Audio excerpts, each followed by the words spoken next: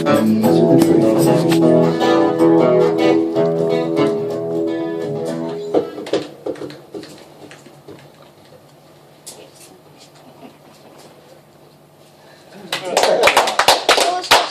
good.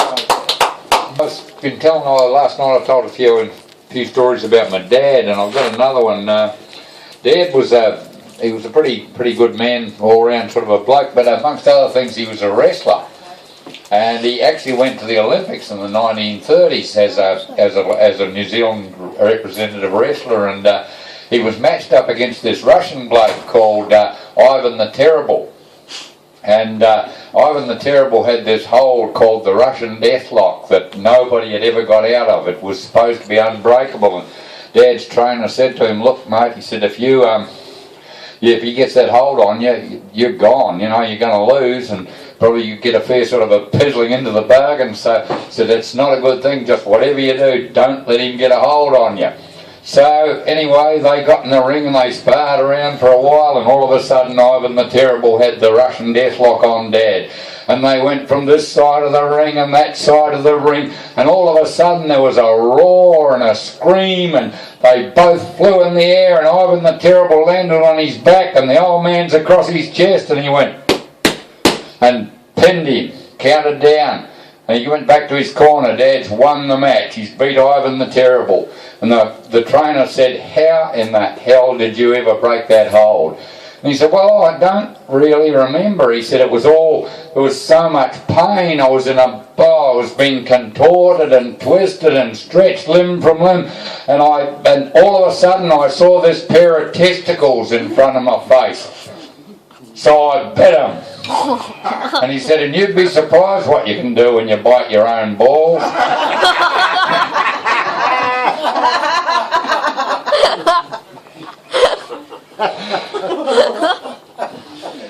Yeah, I got a mate who's a brickie, you know, and he was coming home there the other night, and he pulled up at home, and his wife met him at the door, and she's in tears, and she said, "I've had the most terrible, trying day." He said, "I'm almost traumatised. I rang the chemist, and he was so rude to me. It was just terrible, and I can't get over it." And the old mate said, "Well, I'll sort him out." So he jumped back in the work ute and drives straight down to the chemist shop.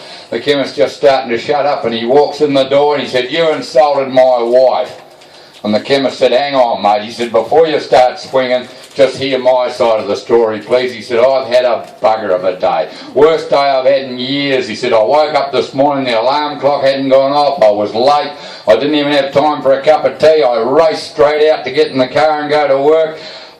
Then I find I've locked my keys in my house with my car keys, so I've got to break into my own house to get them out. I finally get that sorted out." He said, "I get down the road, I get a flat tyre, I fix that, I'm running real late now, so I'm going like hell, and I get busted for speeding." Says, "I get a $250 ticket, I'm even later now, I get there, there's people outside the door, I'm open the shop, I'm trying to serve people, the telephone starts ringing, I haven't got time to go anywhere near it." He said, "I was trying to get the till working, I cracked a roll of 50-cent bits and they flew all over the place. I'm down on my knees picking them up. I get up and the open drawer of the till bashes me in the back of the head. I go staggering backwards. I fall into this display of French perfume that's worth a fortune, and I bust half of it. I'm having a bugger of a day. The telephone's still ringing off the hook. I'm struggling. I get a few people sorted out. I'm starting to get it together.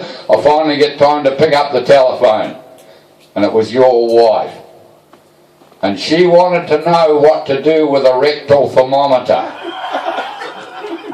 And as God is my witness, mate, all I did was tell her."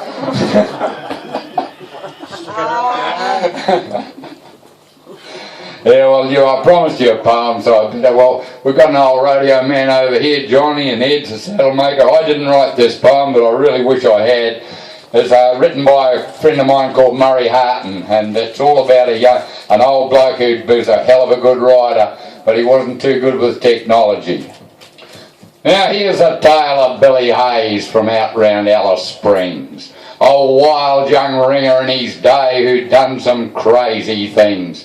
He jumped bulls over fences, raced a colt up Ayers Rock. See, his legs weren't meant for walking, they was built for riding stock. A legend round the rodeos from aileron to broom, an untried horse at 6 a.m. was saddle broke by noon. No form of equine foolery Bill wasn't game to try. Only one thing ever spooked him. He was way too scared to fly. He said if I was meant to do it, I'd have feathers and a beak. You take the plane there in a day, I'll drive and waste a week. I've been told they're safe as houses and mechanically they're sound, but I don't see no rope or bridle, so I'm sticking on the ground. One day Billy got a phone call from his mate in Adelaide. He'd got his girl in trouble and the wedding cards were played. He said, I don't care how you do it, Bill, you can beg or steal or borrow, but mate, you got to take the plane, 'cause the big day's on tomorrow. Well, Billy cursed and spat it and said, that dopey bloody coot, he knows I'd climb on anything that's coming out of chute. I've caught stallions that'd kill you. I've caught bulls who are off their brain, but I never thought I'd see the day I'd have to catch a plane. Bill legged it to the airport, thinking, this is it. The lady at the counter said, where would you like to sit? Bill said, you know that black box thing they always seem to find? You could stick me right inside it if you wouldn't bloody mind. Well, the lady smiled politely and said, I'll just take your bag. Bill said, I don't bloody think so. And by the way, it's called a swag. Well, Bill was sweating buckets when they finally cleared the strip. He had his seatbelt on that tight, he was bleeding from the hip. But when they levelled out and Bill stopped shaking at the knees, he looked around and he thought, hey, this flying game's a breeze. Well, he unclipped himself and he stretched out in his seat. Couldn't stretch that far because his swag was at his feet. The captain crackled something. Bill asked the hostess what was said. Sir, you'd better buckle up, for there's some turbulence ahead. Turbulence? What's that? Sir, it's pockets caused by heat, and if it gets severe, it can throw you from your seat. Throw me? Be buggered. He pushed his seat right back, wrapped his legs around his swag and stuck his left hand through the strap. He jammed down his cobra. He was ready now to ride. Then things got pretty bumpy and Billy yelled, outside! The plane, she dropped 1,000 feet, rose up 500 more. As his head near hit the ceiling, he let out a mighty roar. I've rode all through the territory and never come unstuck. So gimme all you got, big bird, and buck, you bastard buck. Well, the passengers were screaming in fear of certain death, but Billy whooped and hollered till he near ran out of breath. You would have thought that canvas swag was welded to his arse, and before the ringer knew it, he bucked up to business class. There seemed no way to tame this creature. It had 10 gears in reverse. That didn't worry Billy. He just bucked on through to first. He'd done somersaults and twists on that mongrel mount from hell, and he yelled out to the pilot, for Christ's sake, ring the bell! Bill was bleeding from the bugle. He had cuts above both eyes. If you weren't there on the spot, you'd probably think I'm telling lies. He'd been upside down, inside out, done flips and triple spins. You might have seen some great rides in your time, but hands down, Billy wins. Well, the flight returned to normal. Bill was flat out on the deck, still stuck to his swag, but oh geez, he looked a wreck. He pulled himself together, stood up and raised his hat. He said, I've had some tough trips in me time, but never one like that.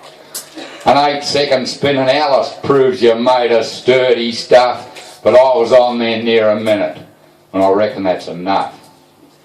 All the first class folk were dumbstruck at that crazy ringer's feat, but Bill just grabbed a crownie and he walked back to his seat. Now years have passed and Bill's long give the bucking game away. Too many breaks and dusty miles for far too little pay. These days planes are not a problem. In fact, he'd rather fly than ride.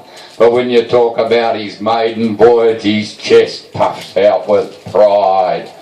Yeah, you can talk about your Rocky Neds and that old chainsaw bloke. I'd ride 'em both without a rope and roll a bloody smoke. There's cowboys round who think they're hot, but they ain't tasted heat till they've ridden time on turbulence at 30,000 feet. Murray Harton, ladies and gentlemen, great poem, isn't it? Oh dear, yeah. Well, we better do something else, I suppose. It's the old stories are the best, you know. You ever noticed that? You like the old stories, the things we listened to as kids, like the fairy tales and the nursery rhymes? Weren't they great? Now that old story about Cinderella, isn't that beautiful? No. Yes? No. I just love that poem, but when I tell it like this. Once upon a while, in a corn country, lived a beautiful girl called Rindasella.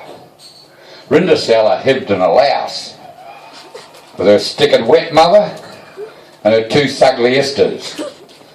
All day long, Rindasella would scrosh and wub and sook and co with Wuffington ne'er but rooty dags. In this corn country lived a Pransome Hints. One day the Pransome Hints decided to give a Bancy Fall. All the people in the corn country were going to the Bancy Fall. The stick-and wet mother was going to the Bancy Fall. The two sugly sisters were going to the Bancy Fall. But Rindasella couldn't go to the Bancy Fall with Wuffington ne'er but rooty dags. All of a sudden, in a smuff of poke, appeared her hairy mudfather. You shall go to the Bancy Fall, Rindasella, and the hairy mudfather waved her wajik mon. Rindasella's rooty dags were transformed into a beautiful bjown. But Rindasella, you must leave the Bancy Fall before the moke of Stridnight, or I'll turn you into a tumpkin. So Rindasella went to the Bancy Fall and danced all night with the Pransome Hints. All of a sudden, the slop cruck, Rindasella ran out of the Bancy Fall and slopped her dripper. Bum cack, Rindasella! Bum cack! Cried the Pransome Hints, but Rindasella ran and ran. So the next day, the Pransome Hints went all through the corn country looking for the shitty preeler who slopped her dripper. He tried it on the stick-and wet mother, and it fitted it. Tried it on the two sugly sisters, and it fitted it. Tried it on Rindasella, and it fitted it. So Rindasella and the Pransome Hints were married and lived happily ever after in the corn country. And the story of the moral is, if you're ever in a corn country, don't forget to slop your dripper.